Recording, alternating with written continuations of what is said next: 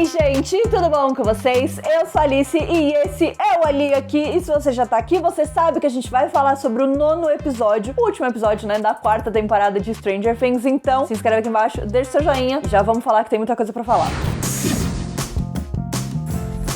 O 9º e último episódio da 4ª temporada de Stranger Things tem grandiosas 2 horas e 20. Eu confesso que antes de dar play, me deu aquele medinho, porque parecia que tudo ia ser diferente depois desse episódio. E de fato, muitas coisas estão diferentes, mas a gente tem muitas opiniões aí pra gente debater sobre o que rolou neste episódio. E primeiro de tudo, é spoiler. Se você não viu o episódio, não assista esse vídeo, tá? Então, primeiro de tudo, eu queria que o Abiscoitado abrisse lá o vídeo de quem vive e quem morre em Stranger Things, lá no minuto 7,5. Coloca aí na tela pra gente. O Ed fala sobre ter uma banda e tudo mais, e aí a gente entra pra minha próxima teoria de que talvez o Ed também, infelizmente, vai dizer adeus. Acho que existe essa possibilidade, eu ia ficar arrasada, eu acho que ele é um personagem novo com muito potencial.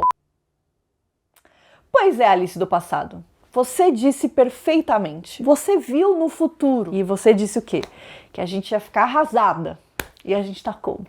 Arrasada. Foi exatamente o que eu disse, entendeu? Eu falei o quê? Que ele tava lá falando que ele não tinha coragem e não sei o quê. E aí chega no momento e ele fala, eu sou corajoso. No momento mais burro de tudo. E eu acho que o que eu fico nervosa com isso, o que eu fico angustiada com isso, é que a morte dele não teve realmente um sentido. Eu acho que, óbvio, expectativas foram criadas, e isso sempre é perigoso, mas eu acho que a partir do momento que você divide um episódio, né, na verdade uma temporada, em 2 volumes, existe esse tempo aí de 1 mês entre um volume e outro pra criar-se teorias, né, com trailers e teasers e porque eles também não seguraram a mão em tudo que eles lançaram sobre o volume 2, né? A gente teve teaser saindo, acho que até ontem, anteontem.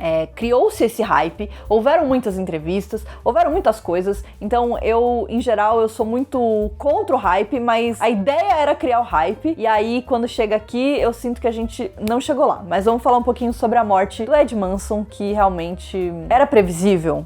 Era previsível. Me deixou triste. Me deixou triste. E me deixou frustrada, e me deixou puta, e me deixou tudo isso. Como você já sabe, a gente já falou sobre várias coisas do volume 1, né, do que ele faz e tudo mais. E nesse volume 2 eu senti que ele tava ainda mais caminhando pra esse momento, principalmente porque no episódio 8 a gente tem ali um diálogo dele com o Dustin, né, ele fala um pouco sobre a importância de ter vivido aquilo e de ter tido essa amizade do Dustin e tudo mais. Eu gostei muito disso. Eu acho que a gente poderia ter visto talvez flashbacks também da amizade dos dois e de momentos dos dois. Acho que teria sido bem legal. Então a gente não teve isso. E aí, no final das contas, a gente tem alguns grupos, né, que vão lidar ali com a ameaça do Vecna nesse último episódio, em Hawkins, né, óbvio. Então a gente tem o Lucas, a Erika e a Max, que vão ficar em Hawkins normal, sem ser no mundo invertido, e vão tentar atrair o Vecna pra usar a Max como isca. A gente tem o Dustin e o Ed, que tem como missão derrotar lá os Bat-Vecnas, os Bat-Demogorgons, não sei, os diabos dos morcegos, né? Os morcegos raivosos. E o Steve, a Robin e a Nancy. Eu tenho coisas pra falar sobre esse núcleo, mas eu queria me focar primeiro no Dustin e no Ed. Eu acho que uma das coisas, obviamente, que mais brilha em Stranger Things é a relação dos personagens. E, obviamente, essa construção, né, dessa dinâmica entre o Dustin e o Ed é muito legal. E aí a gente tem esse plano que é muito legal, né, dele tocar ali a guitarra. Eu acho que tem esses momentos muito épicos do personagem que ajudaram a construir ainda mais toda essa ideia, né, de tudo que tava rolando. Então ele vai lá e pega a guitarra e você fala, meu Deus! E aí na hora que ele vai tocar, ele fala, Chris, essa é pra você. E eu já tava tipo, ai meu Deus, tipo em prantos, entendeu? Porque esse foi o casal que a gente foi roubado nesta temporada.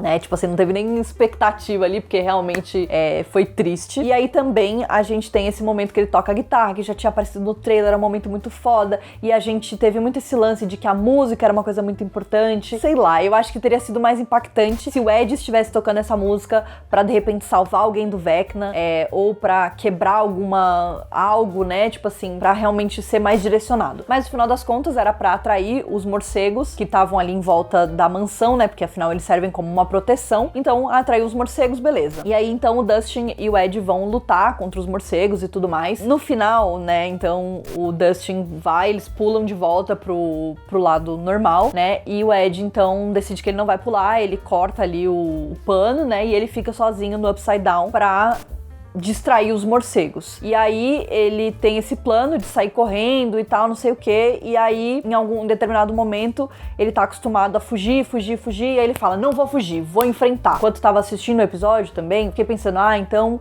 o Ed, não tendo ido embora do mundo invertido, ele vai ser a pessoa que vai ser responsável em chegar na mansão e libertar o Steve, a Robin e a Nancy, porque os três estavam ali sendo amassados, né, esmagados pelos tentáculos ali do Vecna, né, da mente, enfim, da mente que divide tudo. Então eu achei que o Ed ia chegar lá e tal. E aí ele para no meio do caminho, ele parece que ele já pedalou um monte, mas ele para no meio do caminho e simplesmente para e vira um alvo dos morcegos. Ao mesmo tempo que eu entendo que, tipo, na cabeça dele fazia sentido isso, no final das contas eu sinto que perdeu um pouco o impacto de tudo, né? Eu acho que existe esse momento onde ele toma a decisão de não fugir mais, mas ao mesmo tempo também eu sinto que existe esse ponto onde ele simplesmente falou, beleza, então, tipo assim, não criou um plano, não nada. E, tipo, o Ed é mestre de D&D. Se tem uma pessoa que pode criar um plano, por mais que seja um plano, sei lá, por mais que seja um plano besta, né? E no final das contas ele não tinha estratégia nenhuma, ele só parou lá e ficou matando os morcegos até um momento onde ele não conseguiu mais, porque eram muitos morcegos, né? Tipo assim, eles tinham um plano,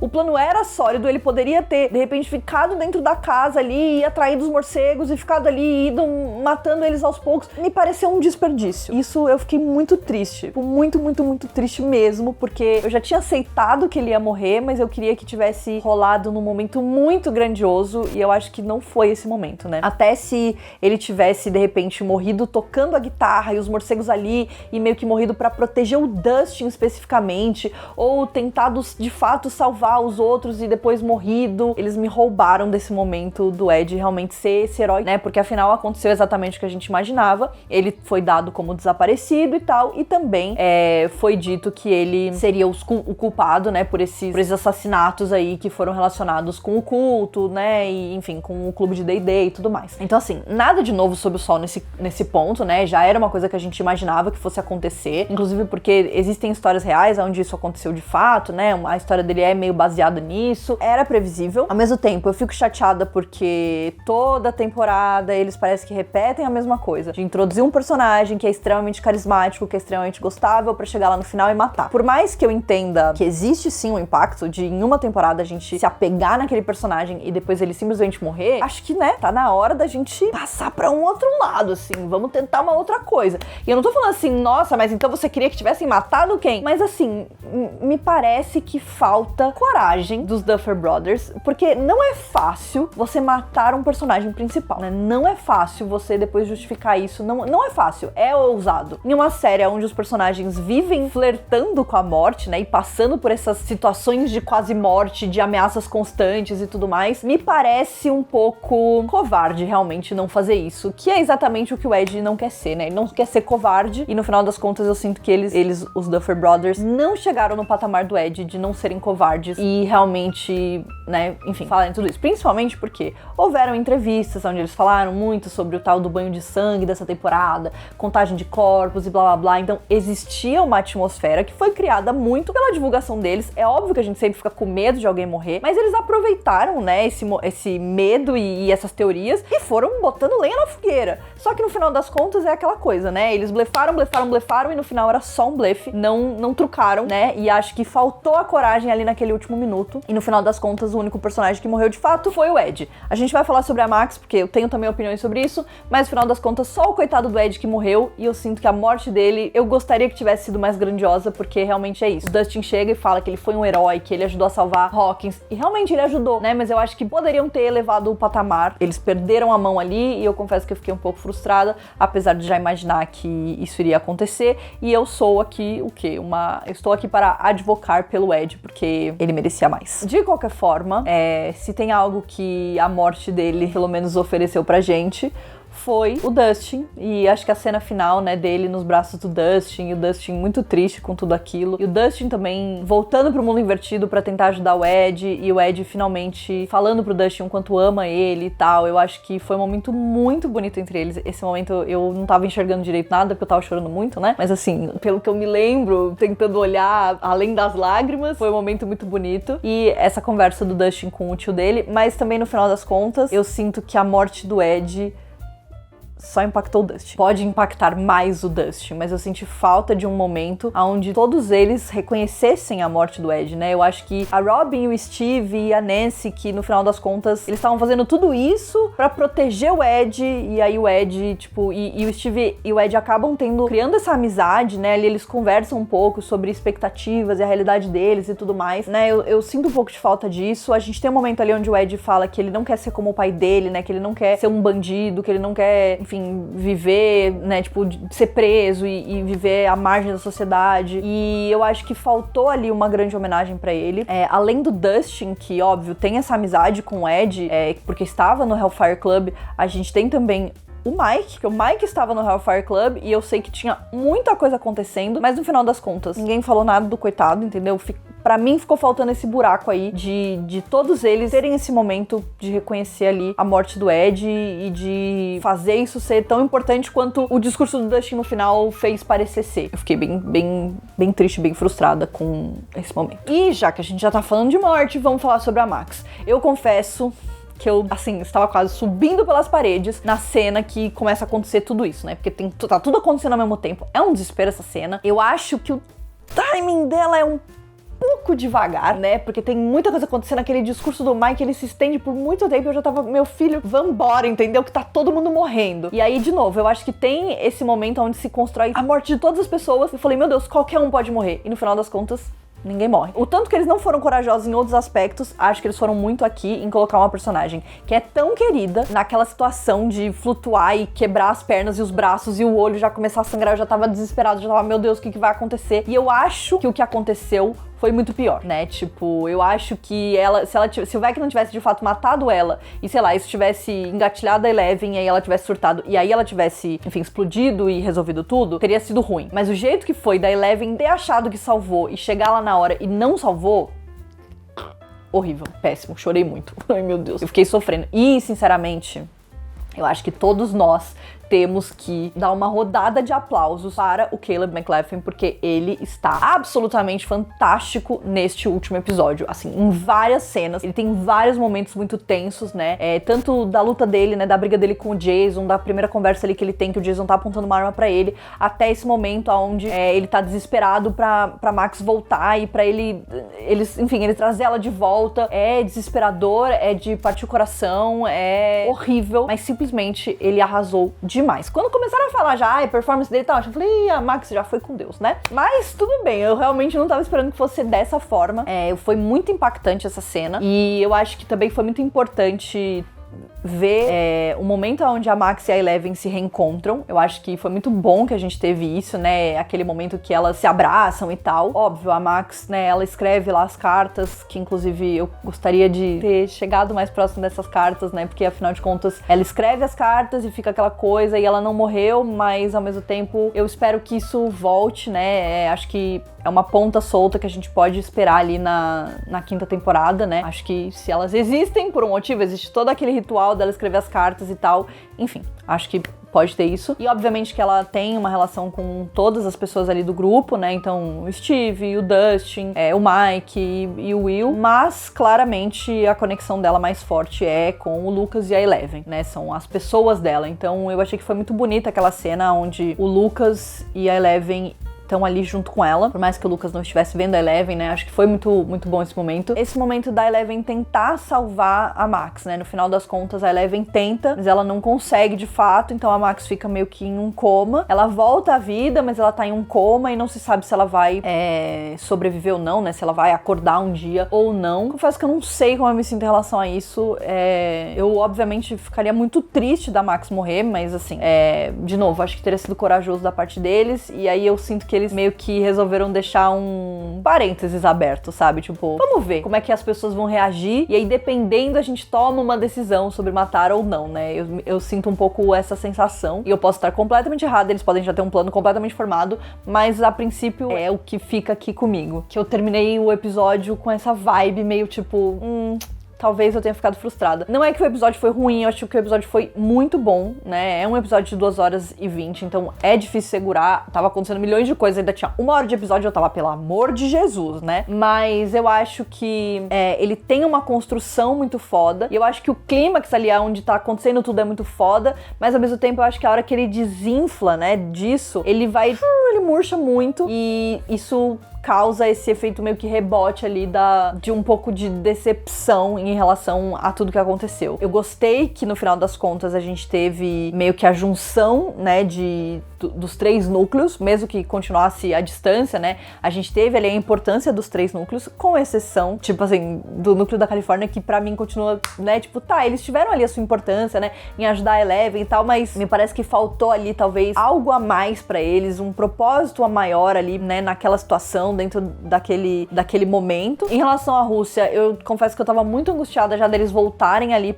pra dentro da prisão, né? Tipo, eles fizeram de tudo pra sair, daí eles iam voltar, eu falei, eles vão ficar presos lá, eu já tava meio irritada com isso, porém não foi o caso, então tudo bem. Mas, enfim, acho que, né, tudo isso estava muito bem amarrado, e o fato de que a Eleven teria derrotado o Vecna, eu tava tipo, tá, e aí, qual é que é? E aí a hora que a Max morre, né, de fato, e a profecia lá dele, né, enfim, o plano dele se concretiza, e aí rola aquele terremoto, né, que eles chamam, que na verdade é a ruptura, né, entre os 2 mundos e tal. Eu acho que isso é muito foda, e que isso cria uma abertura muito foda pra 5ª e última temporada, né, que eu acho que é uma coisa que a gente falou muito. Essa temporada, ela serviu pra amarrar todos os conceitos e tudo que aconteceu até agora em Stranger Things, e todos os monstros e todas as ideias e tudo mais, e agora meio que a gente já tem um panorama completo do que acontece no Upside Down, e agora meio que não existe, né, essa diferença, existe um grande portal, assim, pela cidade toda, e no final, ali no último momento, a gente vê exatamente a nuvem, né, do Upside Down já tomando conta, de fato, do universo deles, do mundo deles, né, do mundo real. Então eu acho que isso cria uma expectativa muito grande, que é muito boa, mas ao mesmo tempo eu não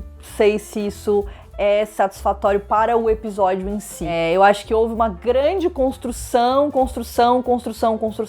e acho que o clímax ele poderia ter oferecido mais, porque no final das contas, eu sinto que alguns personagens foram subutilizados, como já falei sobre o Ed, o próprio Dustin, e principalmente acho que Nancy, Robin e Steve, óbvio que eles têm a importância ali daquele momento final de estarem cara a cara com o Vecna e de fato botarem fogo nele, né, que era o papel principal deles ali, mas eu acho que no final me falta um pouco de emoção nesse caminho, né? Eu acho que esse episódio inteiro poderia ter sido mais angustiante pra esse clímax ter sido talvez mais impactante do que ter tido essa construção tão grande e aí só, tipo assim, 20 minutos de momentos realmente angustiantes e cheios de ação e tal. Então eu acho que eu senti um pouco de falta disso tá mais amarrado e tá mais coisado assim. Acho que um momento muito bonito do episódio, de fato, foi a conversa do Jonathan com o Will. Eu confesso que fiquei muito emocionada nessa cena, mas também eu esperava mais, porque eles falaram, eles vão debater a sexualidade do Will. Foi mais ou menos. Então, assim, óbvio que, assim, de novo, se criou uma expectativa sobre tudo que poderia acontecer e tal. Houve essa construção de tudo isso, e eu acho que sim, isso pode ser debatido na 5ª temporada. A princípio deve ser debatido na 5ª temporada, né, porque afinal de contas a gente já foi aí uma grande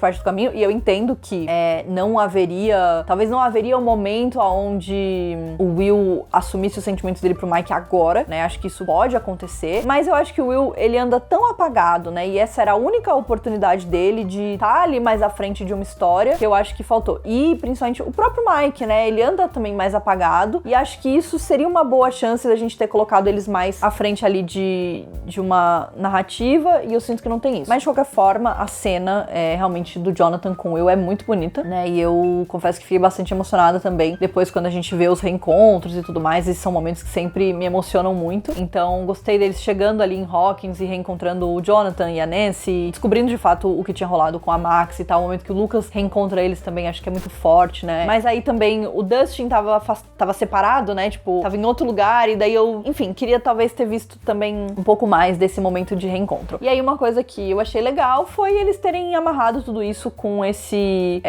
final onde eles vão ajudar, né, as pessoas de Hawkins e tudo mais, porque afinal de contas é o que eles fazem, ajudar as pessoas e tentar salvar a cidade. E aí eles estão ali no abrigo, ajudando. A gente tem o retorno da Vicky, que também foi uma grande frustração, porque, enfim, foi frustrante a personagem ter sido introduzida e existia esse hype também. E daí você falou assim, ai, mas então é tudo culpa do hype. Talvez seja, né? Talvez a gente estivesse esperando muita coisa, mas no final eu acho que não é que foi ruim. Eu só acho que não foi satisfatório pra grandiosidade dessa série e pra tudo que poderia ter sido, né? Eu acho que tinham muitas coisas que foram colocadas aqui e no final elas foram meio que colocadas e não levaram a lugar nenhum, né? E isso sempre é uma coisa que me frustra, independente do hype, né? Eu não queria que a Vicky aparecesse e de repente fosse a salvadora de tudo. Mas aí a gente tem só uma migalha, né? E é uma personagem LGBT, então, tipo, poderia ter tido mais, né? Tanto do Will quanto dela, e aí eu acho que juntando tudo isso dá uma frustrada. Chorei muito no reencontro da Eleven com o Hopper, dela falando que nunca tinha perdido as esperanças, que ela sempre deixava a porta aberta pra ele voltar. Foi muito emocionante, né, esse reencontro dos dois. Acho que foi também um dos meus momentos favoritos desse episódio. Enfim, eu só queria guardar eles num potinho e não deixar nada de ruim acontecer.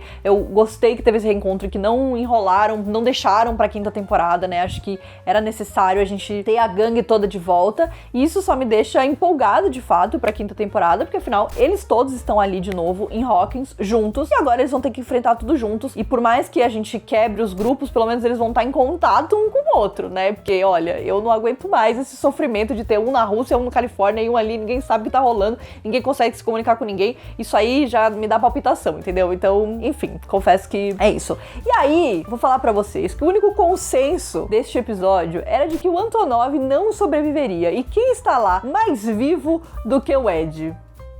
O próprio. Eu tenho cara de palhaça, entendeu? Eu tenho cara de otária, porque é a única explicação pra um negócio desse, porque é inacreditável, entendeu? É inacreditável que o Antonov está vivo. Eu já tinha dado ele como morto na hora que ele apareceu. Então, assim, parabéns, vocês fizeram a gente de otário, principalmente eu, entendeu? Que ele tá lá vivo e o Ed está morto e eu simplesmente não consigo aceitar esse fato. Mas tudo bem, né? Ele tem uma família, precisa voltar pra família dele e tal. O Ed, ele só queria se formar na escola.